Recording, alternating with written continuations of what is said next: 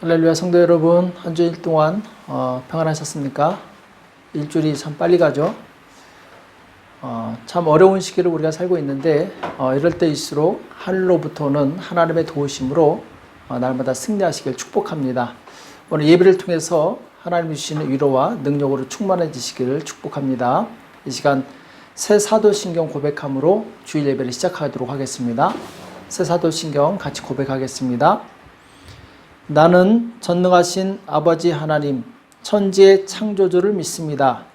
나는 그의 유일하신 아들, 우리 주 예수 그리스도를 믿습니다. 그는 성령으로 잉태되어 처녀 마리아에게서 나시고 본디오 빌라도에게 고난을 받아 십자가에 못 박혀 죽으시고 장사된 지 사흘 만에 죽은 자 가운데서 다시 살아나셨으며 하늘에 오르시어 전능하신 아버지 하나님 우편에 앉아 계시다가 거기로부터 살아있는 자와 죽은 자를 심판하러 오십니다. 나는 성령을 믿으며 거룩한 공교회와 성도의 교제와 죄를 용서받는 것과 몸의 부활과 영생을 믿습니다. 아멘. 우리 시간 다 같이 찬송가 235장 같이 찬양하시겠습니다. 찬송가 235장입니다.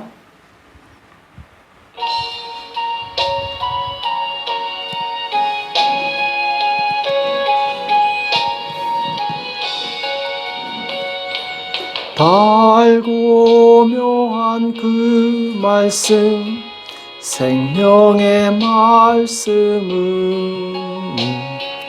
귀한 그 말씀 진실로 생명의 말씀이 나의 길과 믿음 밝히 보여주니 아름답고 귀한 말씀 생명샘이로다. 아름답고 귀한 말씀 생명샘이로다. 귀한 그 말씀 내 노래 제목이 되도다. 모든 사람의 복주는 생명의 말씀을 값도 없이 받아 생명 길을 가니 아름답고 귀한 말씀 생명샘이로다. 아름답고 귀한 말씀 생명샘이로다. 널리 울리고 퍼지는 생명의 말씀은 마음의 용서와 평안을 골고루 주나니 다만 예수 말씀 들어 복을 받네. 아름답고 귀한 말씀 생명샘이로다. 아름답고 귀한 말씀 생명샘이로다. 아멘.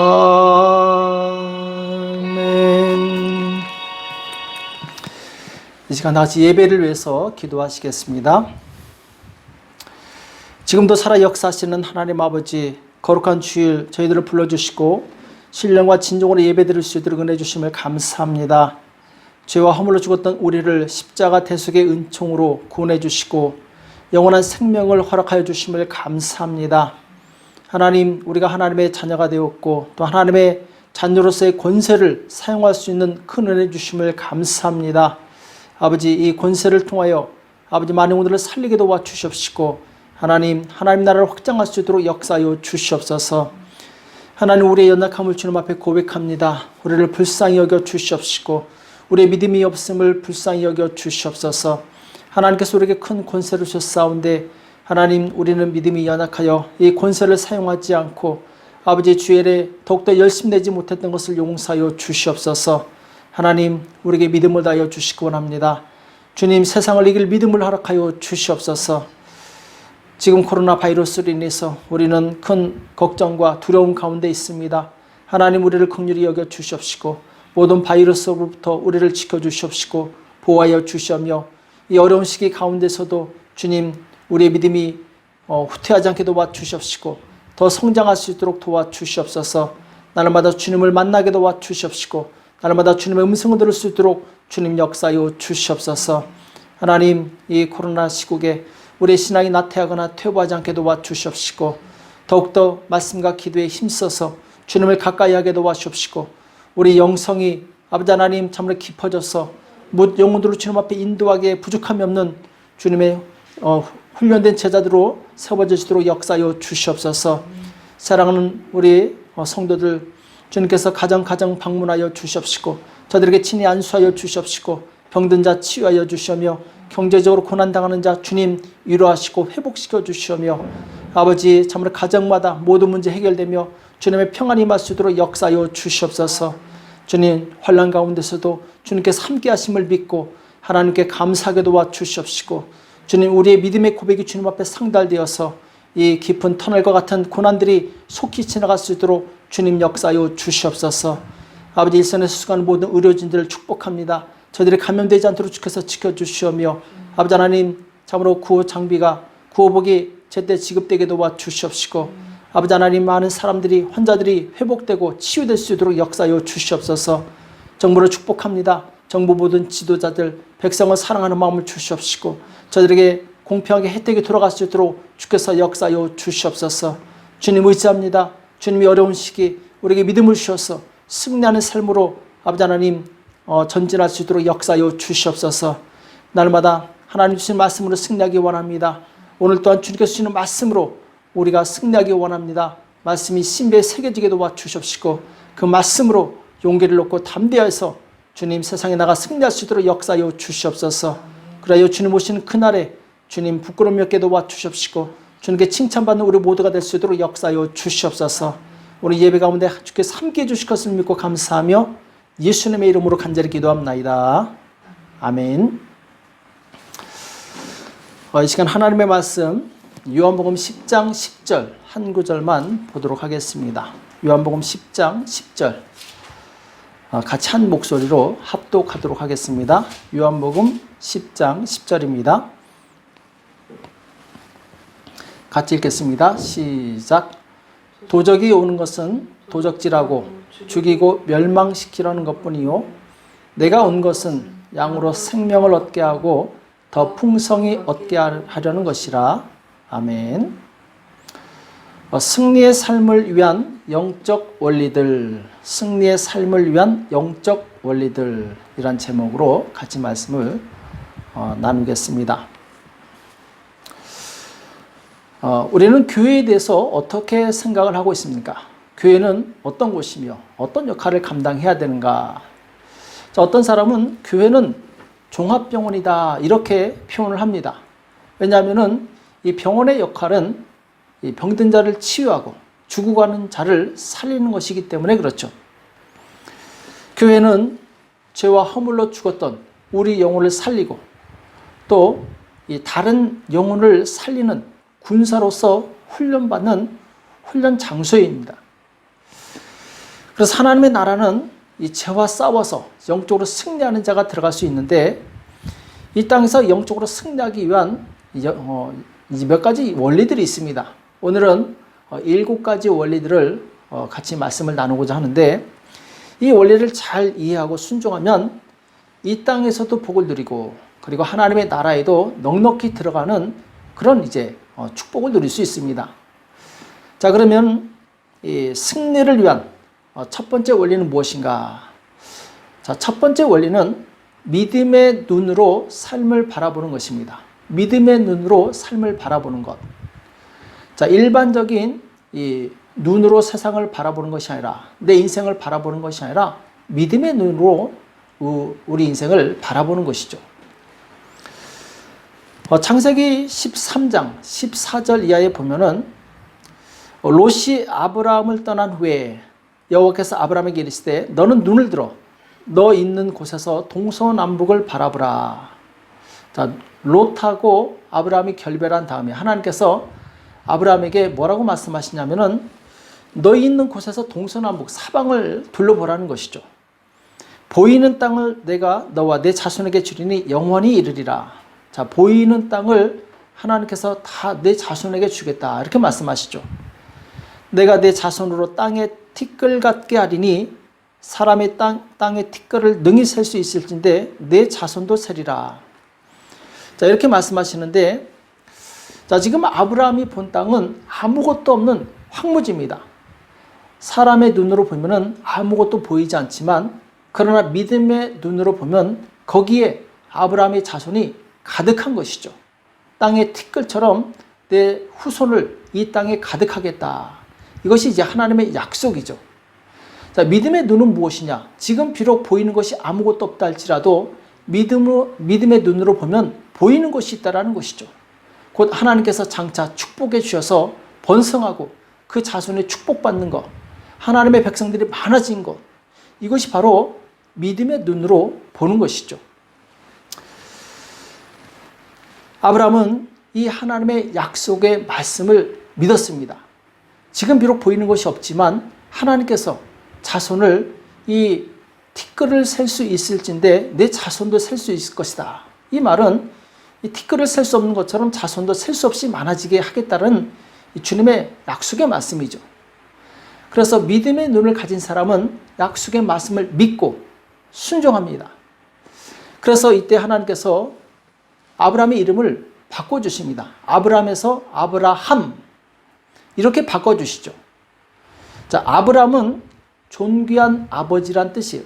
한 가정의 그냥 평범한 존귀한 아버지예요. 그러나 아브라함은 열국의 아버지, 이런 뜻입니다. 열국의 아버지, 모든 민족의 아버지, 믿음의 조상이 된다는 것이죠.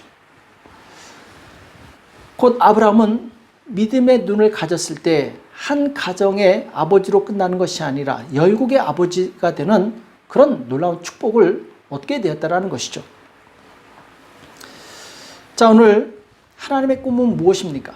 하나님의 꿈은 하나님을 경배하고 하나님께 순종하는 하나님의 백성들이 이 바닷가의 모래처럼 하늘의 별처럼 많아지는 것이죠. 이 꿈을 누구를 통해서 이루시냐? 바로 믿음의 사람 아브라함을 통해서 이루시게 되는 것이죠. 또한 이 예수님의 꿈도 있었죠. 베드로를 부르셔서 뭐라고 말씀하시냐면은 내가 이 반석 위에 내 교회를 세우리니 음부의 권세가 이기지 못하리라.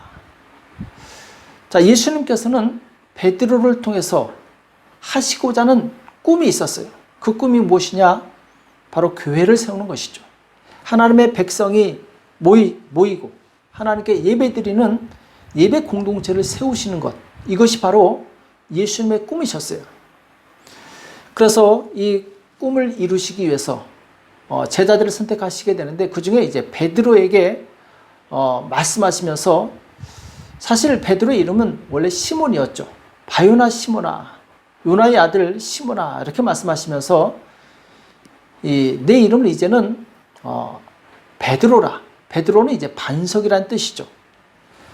이 말은 반석 위에는 튼튼한 건물을 올릴 수 있어요.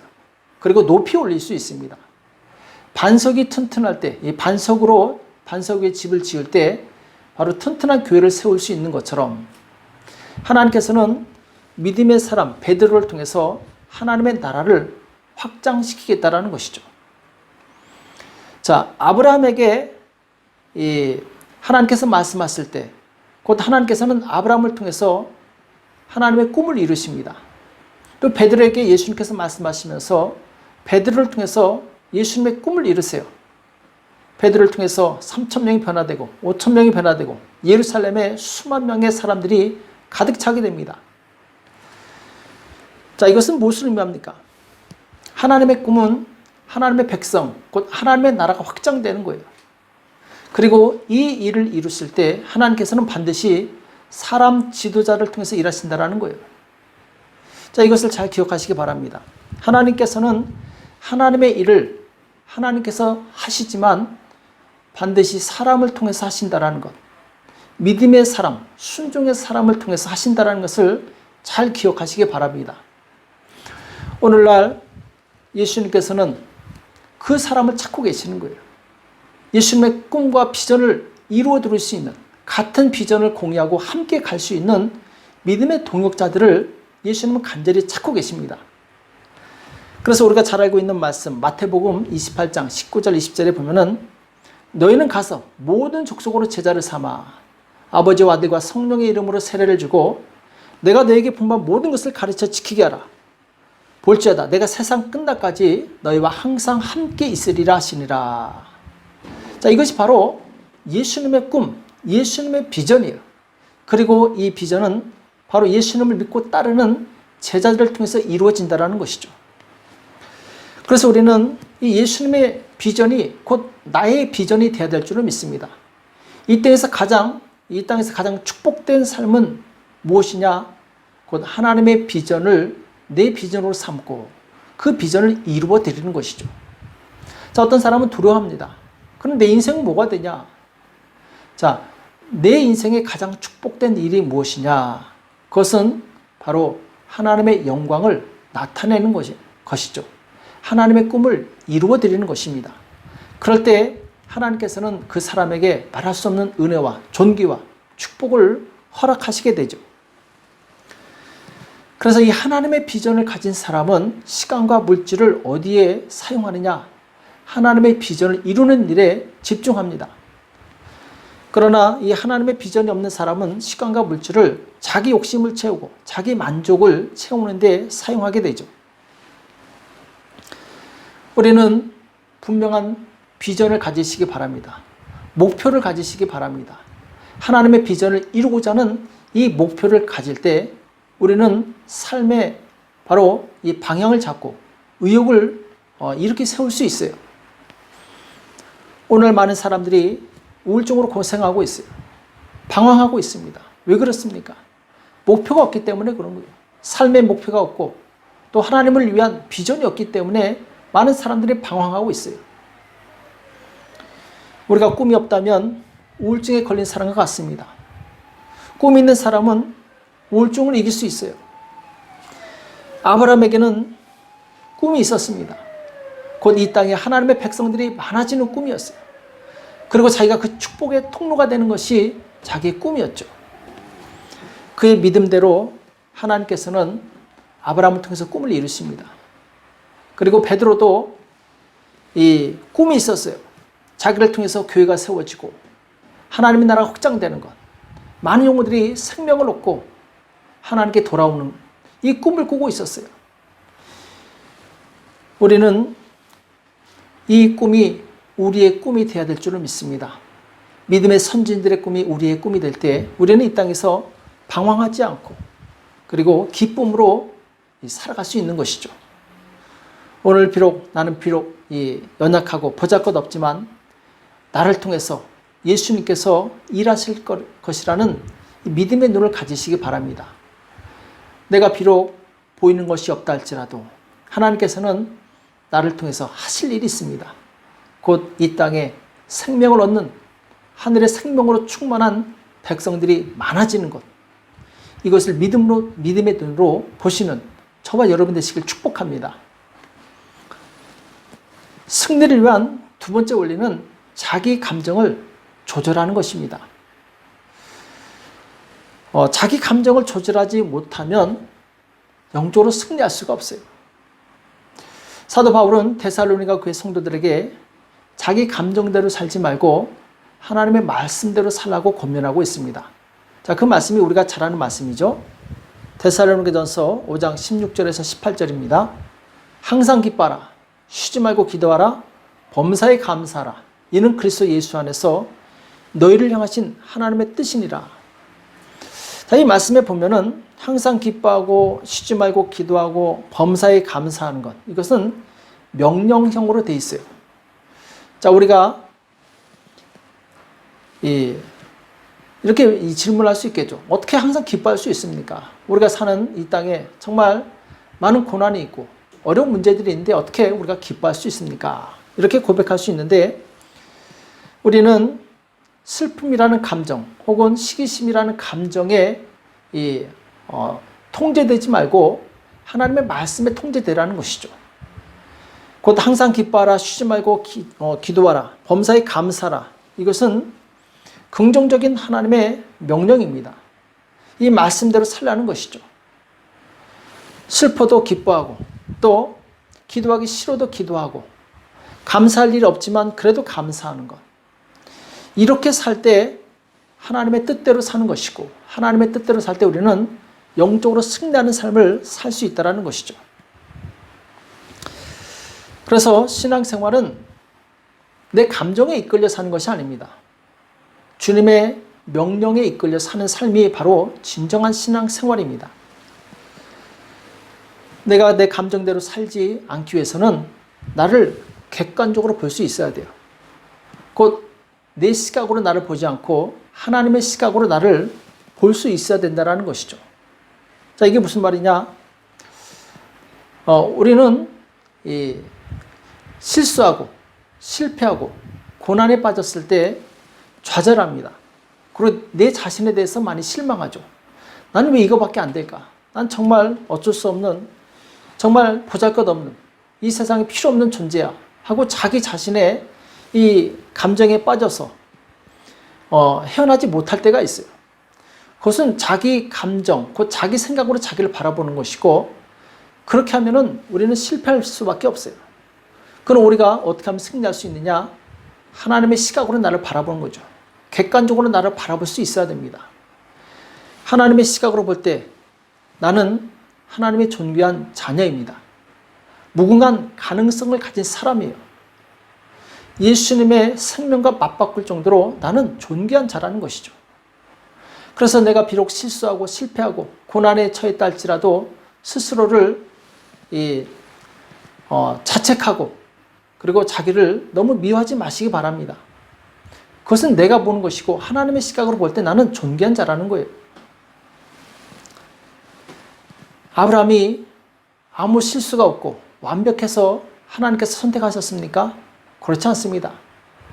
아브라함도 실수투성이의 사람이에요. 자기 부인을 2번이나 거짓말로 속입니다. 내 부인이 아니라고 속여요. 또 하나님께서 가나안 땅으로 가서 거기 있으라고 했는데 가뭄이 되니까 이 애굽 땅으로 도망갑니다. 갔다가 다시 또 돌아오고, 그렇게 온전한 인생을 산 것이 아니에요. 베드로도 마찬가지죠. 베드로도 예수님한테 사단이라는 말까지 들었어요. 얼마나 오락가락하고 정신이 없는지 이 사단한테 속아 넘어가고, 또 예수님 2번이나 부인합니다. 만약 예수님께서 이 땅에서 온전한 자를 찾는다면 한 사람도 선택하실 수 없을 것이에요. 예수님께서는 우리의 가능성을 보고 선택하시는 거예요. 우리의 믿음을 보고 선택하시는 거예요. 나는 비록 연약하고 실수투성이고 실패 연속인 그런 사람이지만 내가 주님을 붙잡으면 주님께서 나를 이끌어 주신다라는 거예요. 주님의 능력으로 나를 이끌어 가신다라는 것이죠. 여기에 대한 믿음만 가지고 있으면 우리는 금방 회복될 수 있습니다.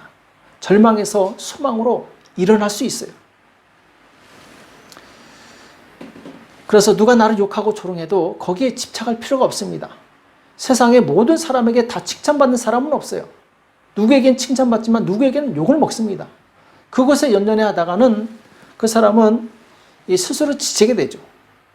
중요한 것은 하나님께서 나를 어떻게 보시는가, 이것이 중요한 것이죠.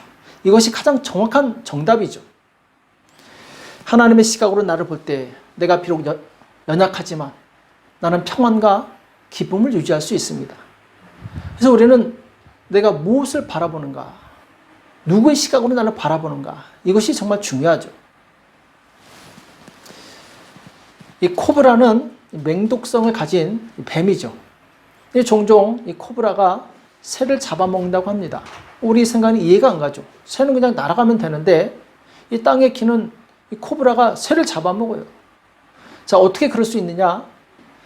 새가 땅에 앉거나 혹은 나무까지 앉았을 때 코브라가 그 앞에서 입을 아주 최대한 크게 벌린다고 합니다. 자, 그때 새는 하늘을 바라보고 얼른 도망가면 되는데 어디를 집중하느냐? 이 코브라의 입 속을 집중한다고 그래요.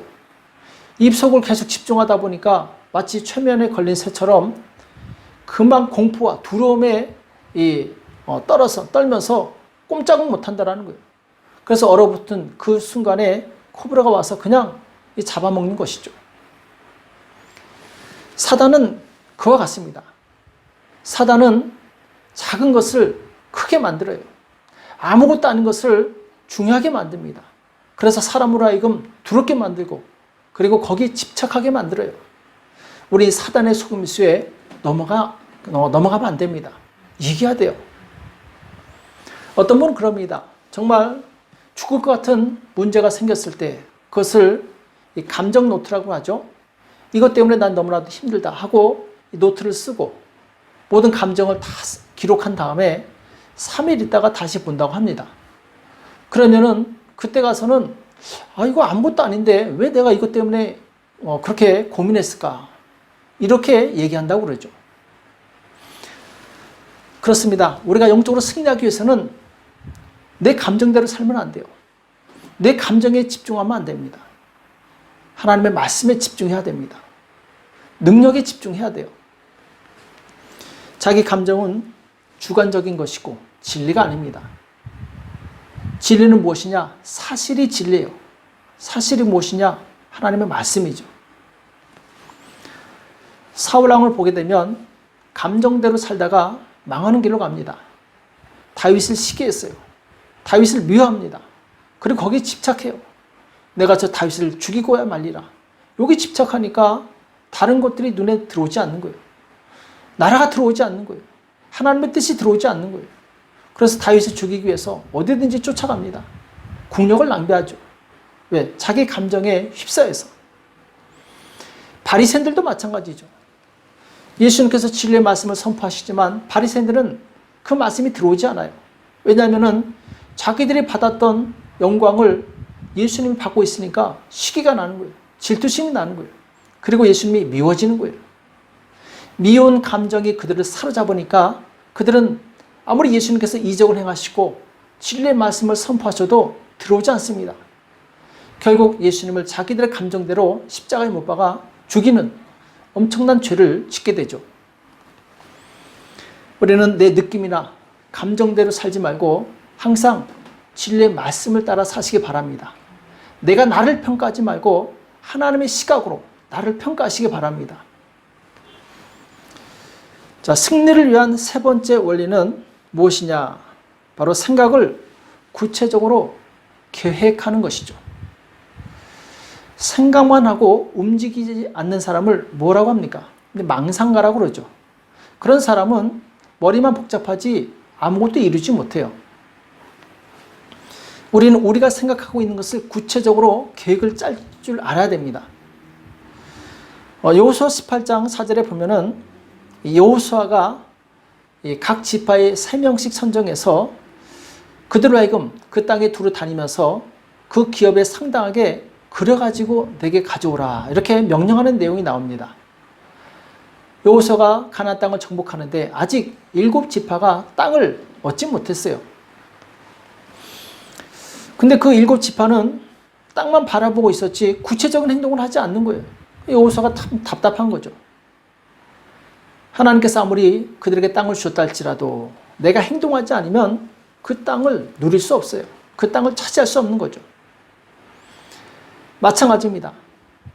하나님께서 우리에게 복을 주셔서도 그 말씀을 믿고 행동해야지 그 복이 내 것이 될 수 있는 거죠. 우리가 예수님의 꿈을 이루려면 생각만 하지 말고 구체적으로 계획을 짜고 행동을 해야 됩니다. 자, 계집을 짓는 것과 100층짜리 집을 짓는 것하고 같습니까? 완전히 다르죠. 계집은 그냥 대충 지으면 돼요. 그러나 100층짜리 집을 지을 때 그 설계도는 정말 이 몇백 페이지, 몇천 페이지가 나올 정도로 굉장히 복잡합니다. 왜? 100층을 지어야 되기 때문에. 내 인생을 계집 짓듯이 그렇게 대충 설계해서는 안 됩니다. 정말 내 인생을 사랑한다면 100층짜리 집을 짓는 것처럼 내가 이 시간이 걸리더라도 인생 설계도를 잘 짜야 돼요. 인생 설계도를 잘 짠 만큼 그 사람 인생은 축복된 인생이요, 앞서가는 인생이 될 수 있죠. 우리가 좋은 집을 짓기 위한 몇 가지 원칙이 있는데 그것은 건강관리를 잘하는 것입니다. 아무리 우리가 가진 것이 많아도 건강을 잃으면 아무 소용이 없죠. 또 아무나 만나면 안 됩니다. 우리 인생을 짧아요. 부정적인 사람, 그리고 내 에너지를 빼는 사람과 만나게 되면 우리는 인생을 낭비할 수 있어요. 대신에 우리는 하나님께 나아가서 기도하고 말씀을 드리며 어떻게 헌신할 것인가 계획하는 삶을 사시길 축복합니다. 자, 하나님의 비전을 이루기 위해서 이 4가지 원칙을 한번 이야기를 해보겠습니다. grow, 성장이라고 하죠. 영어로 grow. 거기서 이제 G는 goal, 그 목적입니다. 나의 영적인 목표가 있어야 돼요. 우리가 100층 같은 그런 훌륭한 건물을 짓기 위해서는 영적인 목표가 있어야 돼요. 왜냐하면 나에게 복을 주시는 분은 하나님이시기 때문에. 그래서 단기 목표와 장기 목표가 있는데 내가 하루에 2시간씩 기도하겠다. 내 평생에 성경을 100독하겠다. 그러니까 영적인 목표가 있어야 돼요. 왜? 내 인생은 하나님께서 이루시기 때문에. 두 번째로 리얼리티, 곧 현실이죠. 자, 100층짜리 집을 짓고 싶은데 그럼 나는 지금 현실이 어디에 있는가? 나는 지금 1층 지을 만한 그런 믿음을 갖고 있는가? 그러면 안 되겠죠. 그래서 나의 영적인 상황을 잘 판단해야 됩니다. 그래서 내 영적인 상황이 정말 어린아이 수준이라면 끌어올려야 돼요. 세 번째로 옵션. 이것은 내가 원하는 목표에 도달하기 위해서 내가 어떻게 행동할 것인가? 집을 어떻게 지을 것인가? 자, 여기에 대해서 구체적으로 생각을 하는 것이죠. 그리고 마지막 will. 이것은 시간 단위 혹은 분 단위로 구체적인 타임 플랜을 짜고 그대로 행동하는 것이죠. 우리가 계획을 짜지 않으면 하루가 그냥 갑니다. 시간이 금방 가는데 이룬 것이 없어요. 왜 그러느냐? 계획이 없기 때문에 그런 거죠. 우리는 계획을 치밀하게 짜시기 바랍니다. 내 인생을 소중히 여기는 만큼 계획을 잘 짜시기 바랍니다. 그리고 우리가 이 하나님의 비전을 이루기 위해서는 지속적인 동기부여가 필요해요. 왜냐하면 사람은 이 한국말에도 작심삼일이란 말이 있는 것처럼 의욕적으로 시작했다가 나중에 쉽게 지치고 그리고 포기하기 때문에 그렇죠. 그래서 우리가 계속해서 비전을 이루기 위해서는 경건한 신앙사적을 지속적으로 읽고 도전을 계속 받아야 됩니다. 나보다 수준이 높은 믿음이 좋은 믿음의 사람을 통해서 도전을 받아야 돼요. 또 내가 힘들어서 넘어지고 싶을 때, 정말 쓰러질 때 내 옆에서 이렇게 세워줄 영적인 멘토가 필요합니다. 나의 비전을 이룰 수 있도록 나를 정신적으로 자문해 줄 수 있는 그런 멘토가 있습니까? 나를 영적으로 바른 길로 인도해 줄 수 있는 영적 지도자가 없다는 것은 정말 큰 비극이에요. 여호수아 옆에는 모세가 있었어요. 엘리사 옆에는 엘리야가 있었습니다. 그래서 그들이 지치고 어떻게 해야 될지 모를 때 영적인 멘토가 그들을 이끌어주게 되죠. 내 옆에는 나를 영적으로 바르게 인도해 줄 영적인 멘토가 있습니까? 그 사람은 복이 있는 사람이에요. 자, 네 번째로 승리를 위한 네 번째 원리는 부정적인 언어를 버리고 긍정의 언어를 사용하는 것입니다. 자, 이스라엘 백성을 보면 애굽에서는 구원받았어요. 그런데 광야에서는 멸망합니다. 가나안 땅에 들어가지 못해요. 그 원인이 무엇이냐? 그들이 계속 부정적인 언어를 사용했기 때문에 그렇죠. 민수기 14장 27절과 28절, 29절에 보면은 하나님께서 모세에게 이렇게 말씀하십니다. 나를 원망하는 이 악한 회중을 내가 어느 때까지 참으랴? 이스라엘 자손이 나를 향하여 원망하는 바 그 원망하는 말을 내가 들었노라. 자, 지금 하나님께서는 원망하는 자들을 악한 회중이라고 말씀하고 있죠. 그리고 하나님께서는 원망하는 자들에 대해서 참고 또 참고 계속 참고 계셨다는 것을 말씀하고 있어요. 그들에게 이르기를 여호와의 말씀에 나의 삶을 가리켜 맹세하노라. 너희 말이 내 귀에 들린 대로 내가 너에게 행하리니 너희 시체가 이 광야에서 엎드러질 것이라. 너희 20세 이상으로 계수함을 받은 자 곧 나를 원망한 자의 전부가 여분네 아들 갈렙과 눈의 아들 여호수아 외에는 내가 맹세하여 너희로 거하게 하리란 땅에 결단코 들어가지 못하리라. 자, 여기 보면은 하나님께서 이스라엘 백성이 한 말을 들었습니다. 그리고 하나님께서 내 귀에 들린 대로 행하겠다 이렇게 말씀하시죠. 그러니까 원망한 자에게는 원망한 그 대가로 축복의 땅에 들어가지 못하게 해요. 여호수아하고 갈렙은 감사합니다. 그리고 승리의 말을 해요. 저 땅은 우리 땅이다. 저들은 우리 밥이다. 그 말 그대로 여호수아하고 갈렙은 가나안 땅의 축복을 누리게 됩니다. 우리 입에 남을 원망하거나 비방하는 말이 있는 한 우리 영적으로 승리할 수 없습니다. 왜냐하면 하나님께서 듣고 계시기 때문에. 출애굽 1세대 다수는 모세와 하나님을 원망한 것 때문에 축복의 땅에 들어가지 못합니다. 반대로 긍정과 믿음의 고백을 한 여호수아하고 갈렙은 가나안 땅에 들어가죠. 자, 결론적으로 말하면 부정적인 언어를 사용한 사람들은 축복에 참여하지 못합니다. 그러나 긍정적인 언어를 사용한 사람들은 하나님의 축복에 참여하게 되죠. 이 말은 우리의 입술의 언어로 인해서 우리 인생의 불행과 축복이 결정된다는 거예요. 우리 잠언서 13장 2절과 3절 말씀 보겠습니다.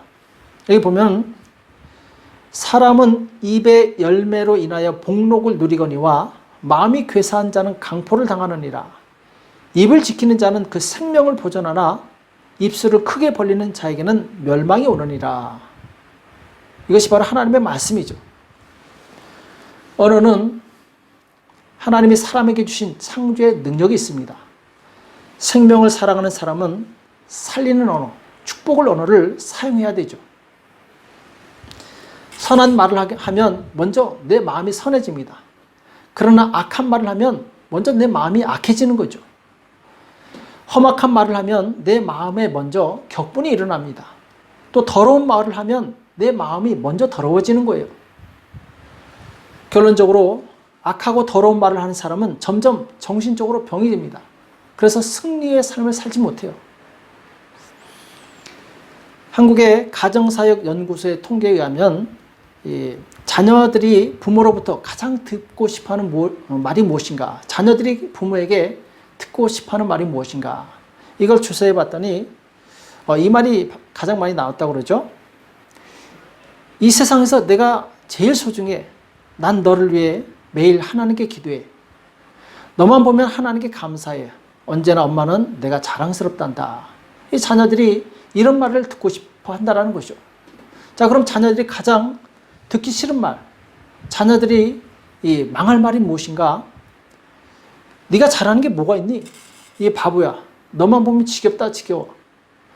마음에 드는 게 한 구석이라도 있어야지. 보기 싫어. 꺼져버려. 넌 인생에 도움이 안 돼. 자, 이런 말은 자녀들이 가장 듣기 싫은 말이라는 거죠. 거기 이 말을 듣는 자녀들은 망하는 길밖에 없는 것이죠. 자, 부모가 자녀로부터 상처받는 말이 무엇인가? 엄마 아빠가 나한테 해준 게 뭐 있어요? 엄마 아빠 때문에 창피해 죽겠어요. 부모들이 제일 듣기 싫은 말이라고 그러죠. 또 부모들이 자녀로부터 가장 행복해하는 말이 무엇이냐면 아빠 세상에서 제일 존경해요. 엄마가 계셔서 행복해요. 자, 이 말을 가장 듣기 좋아한다는 것이죠.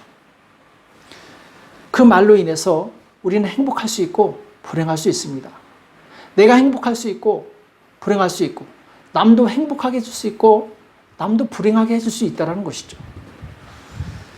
우리는 하나님의 자녀답게 이 하나님 주신 이 입술의 권세를 생명을 살리는 일에 사용하시기 바랍니다. 내 입술의 말로 마귀의 영향력을 거절할 수도 있고 또 내 입술의 말로 주님의 승리를 선포할 수 있어요. 내 말로 내 안에 귀신을 불러들이기도 하고 내 말로 내 안에 있던 귀신을 쫓아내기도 합니다. 하나님께서 세상을 말씀으로 창조하셨듯이 그리스도인들은 말로 세상을 정복하고 다스릴 수 있어야 돼요. 하나님이 나에게 주신 입술의 권세로 생명을 살리는 저와 여러분 되시길 축복합니다. 자, 다섯 번째 원리. 승리를 위한 다섯 번째 원리는 하나님께로 가까이 가는 적극적인 행동의 삶입니다. 적극적인 행동의 삶. 이 세상에도 보면은 누가 성공하느냐? 적극적인 사람이 행동해요. 적극적인 사람이 일을 이룹니다. 영적인 세계도 마찬가지예요. 하나님을 향해서 적극적인 사람이 승리하게 됩니다. 자, 야고보서 4장 7절에 보면은 그런즉 너희는 하나님께 순복할지어다. 마귀를 대적하라. 그리하면 너희를 피하리라. 하나님을 가까이 하라. 그리하면 너희를 가까이 하시리라. 죄인들아 손을 깨끗이 하라. 두 마음을 품은 자들아 마음을 성결케 하라. 자, 여기서 보면은 너희는 하나님께 순복할지어다 이렇게 말씀하죠. 그러니까 우리가 적극적이라는 말은 내 마음대로 적극적이라는 것이 아니라 하나님의 뜻에 순종하는 일에 적극적이 되어야 된다는 것을 의미합니다. 그래서 하나님께서 말씀하실 때 적극적으로 순종하고 그리고 내 의지를 그 말씀 앞에 굴복시키는 사람, 이 사람이 승리할 수 있다는 거예요. 하나님은 하나님의 말씀에 적극적인 사람을 좋아하십니다. 그래서 적극적으로 하나님께 구하는 자가 응답받는 것이고 찾는 자가 찾게 되고 적극적으로 두드린 자에게 하나님께서 열어주신다고 말씀하고 있어요. 그리고 오늘 말씀처럼 우리를 방해하는 마귀의 세력에 대해서도 우리는 적극적으로 강하게 대처해야 됩니다. 마귀는 하나님의 원수이며 우리의 원수예요. 마귀가 우리를 유혹할 때 적당히 타협해서는 안 됩니다. 대체적으로 우유부단한 사람이 이것도 아니고 저것도 아니고 미지근하게 행동하게 되는데 잘못된 거예요. 죄면 과감하게 버려야 됩니다. 진리가 아니면 냉정해야 돼요. 물리쳐야 돼요. 또 하나님께서는 하나님을 가까이 하는 사람에게 가까이 하신다 이렇게 말씀하고 있죠. 우리도 그렇지 않습니까? 나에게 잘해주는 사람에게 호감을 갖고 또 그 사람에게 나도 잘 대해주게 되죠. 반대로 나에게 악하게 하고 힘들게 하는 사람에게 대해서는 나도 동일하게 배척하고 그 사람을 가까이 하지 않습니다. 이것이 인지상정이죠. 하나님도 마찬가지죠. 하나님을 가까이 하는 자를 가까이 하시고 하나님 멀리하고 미워하는 자를 하나님께서도 멀리 하시는 거예요.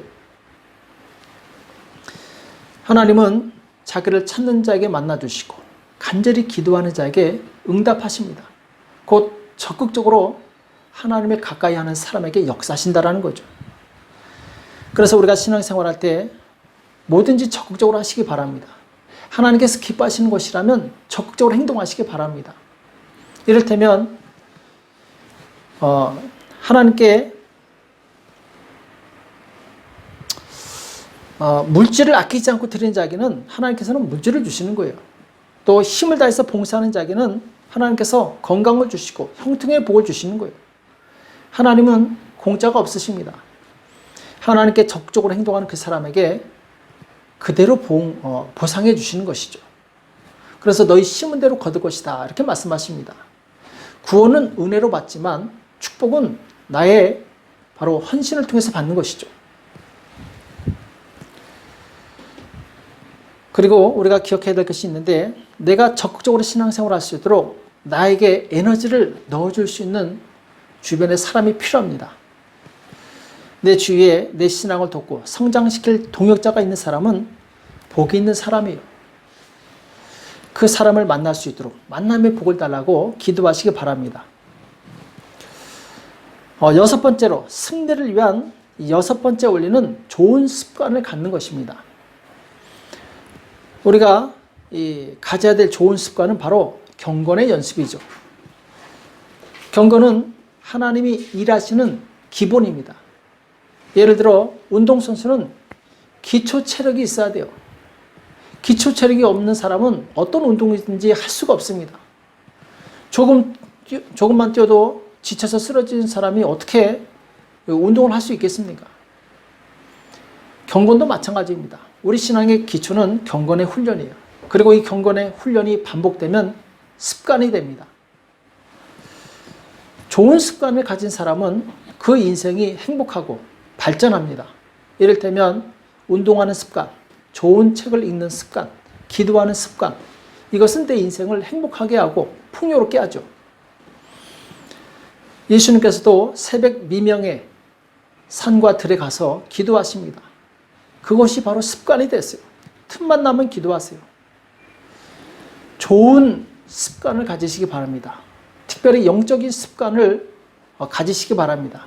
말씀을 읽고 기도하고 그리고 남을 섬기고 이것을 반복적으로 하게 되다 보면 이것이 바로 습관이 되고 습관이 되면 그것이 바로 그 사람의 인생이 되고 삶이 되는 것이죠. 예수님은 그 기도하는 습관 덕분에 예수님께서 가시는 곳마다 병자가 일어나고 귀신이 떠나가고 하나님 나라가 바로 전파되게 되는 거죠. 그 다음에 7번째 마지막 원리, 이 승리를 위한 7번째 원리는 인격과 성품이 변화되는 것입니다. 예수님을 믿는다고 하면서 성품이 변하지 않은 사람은 아직 예수님을 인격적으로 만나지 않은 것입니다. 날마다 예수님을 인격적으로 만나는 사람은 예수님의 성품을 담게 돼 있어요. 성경을 많이 안다고 해서 인격이 변화되는 것이 아닙니다. 교회 생활을 오래 했다고 해서 인격이 변화되는 것도 아니에요. 날마다 성령님과 교통하면서 성령의 인도를 따라갈 때 나의 인격이 변화되게 됩니다. 그 말씀이 우리가 잘 아는 갈라디아서 5장 22절, 23절에 나오죠. 오직 성령의 열매는 사랑과 희락과 화평과 오래 참음과 자비와 양상과 충성과 온유와 절제니 이 같은 것을 금지할 법이 없느니라. 이렇게 말씀하고 있죠. 주님과 교통하는 사람은 주님을 닮을 수밖에 없는 거예요. 주님을 닮은 사람은 바로 이러한 성령의 열매들이 나타날 수밖에 없는 것입니다.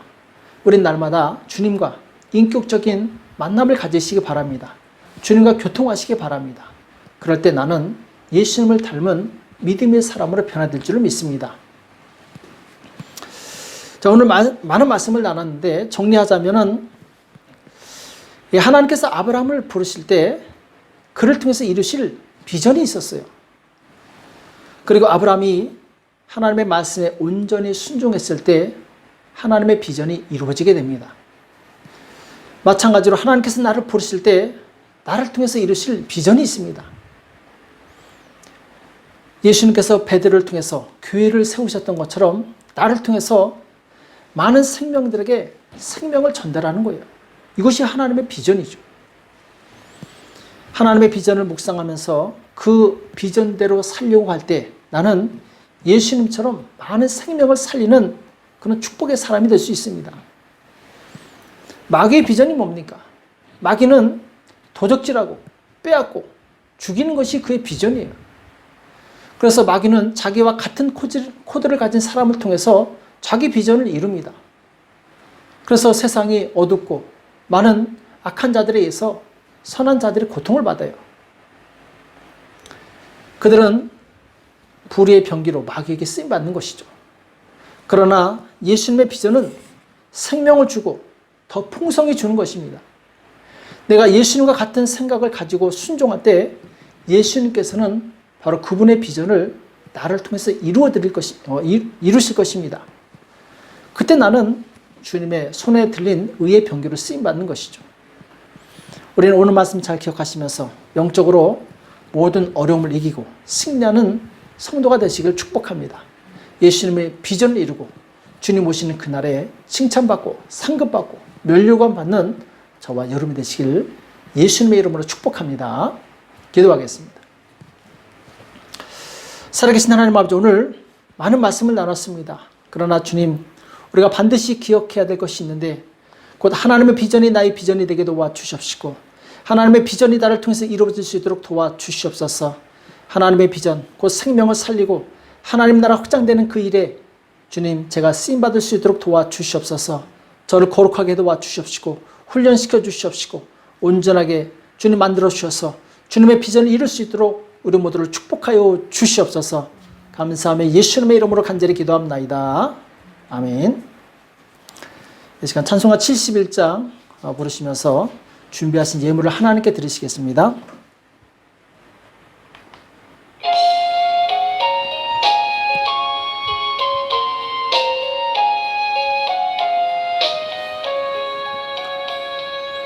내게 있는 모든 것을 아낌없이 바치네.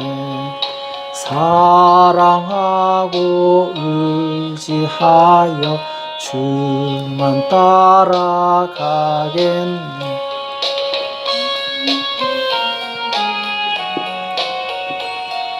주께 드리네. 사랑하는 구주 앞에 모두 드리네. 내게 있는 모든 것을 겸손하게 바치네. 세상 복락 멀리하니 나를 받아 줍소서. 주께 드리네. 주께 드리네. 사랑하는 구주 앞에 모두 드리네. 내게 있는 모든 것을 주를 위해 바치네. 그 신 권능 충만하게 내게 내려 줍소서. 주께 드리네. 주께 드리네. 사랑하는 구주 앞에 모두 드리네. 아멘.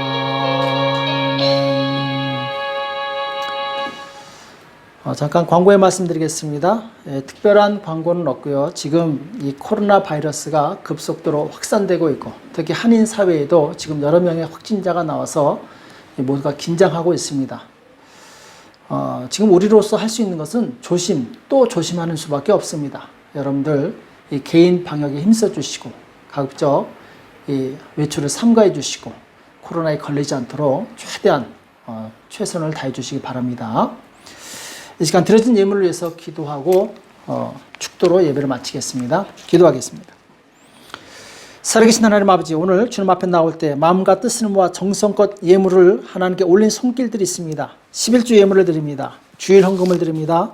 감사 예물을 드립니다. 주님, 여러 가지 모양으로 드린 모든 손길들 주님 기억하여 주시옵시고 축복하여 주시옵시고 만배로 갚아주시오며 이 땅에서 하나님의 비전을 이루는 복된 삶을 살 수 있도록 자손만대 축복하여 주시옵소서.